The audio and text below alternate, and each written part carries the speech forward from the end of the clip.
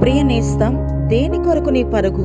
దేని కొరకు పరుగులు తీస్తూ ఉన్నావు? ఆ పరుగు ఏంటి? ఆ స్పీడ్ ఏంటి? దేని కొరకు? దేని కొరకు? ఏది సంపాదించడానికి, ఏది సాధించడానికి నువ్వు పరుగులు తీస్తున్నావు? నేను ఈరోజు పరిగెత్తి సంపాదిస్తే నా బిడ్డలు, నా కుటుంబం బాగుంటుంది, నెమ్మదిగా ఉంటుంది, హాయిగా ఉంటుంది, మేము జీవితాంతము కూర్చొని తినగలమనే ఆశతో పరిగెత్తున్నావా? లేకపోతే నేను సంపాదిస్తే నాకు కొంచెం ప్రాపర్టీ ఉందంటే నలుగురిలో గౌరవం, ప్రభావాలు నాకుంటాయని ఆశపడుతున్నావా? మరి నెమ్మదిగా సమాధానంగా ఉండాలని అనుకుంటూ పరుగులు తీస్తున్నావో నేస్తమా? నీ నెమ్మది, నీ సమాధానము నీ పరుగులో ఎంత మాత్రం ఉండదు. పరిశుద్ధ గ్రంథం బైబిల్లో సామెతల గ్రంథం 18వ అధ్యాయము 10వ వచనం ఇలాగో తెలియజేస్తుంది.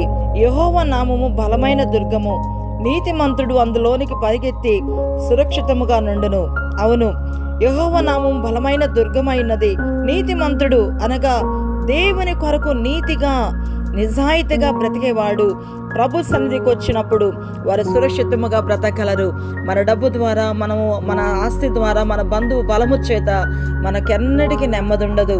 అర్థమైంది కాదు? ఓకే, ప్రభు యందు నమ్మిక ఉంచి ప్రభు యొద్దకు పరిగెత్తుకునిరా. ప్రభు నిన్ను ఆశీర్వదిస్తారు, దీవిస్తారు. Okay, God bless you all.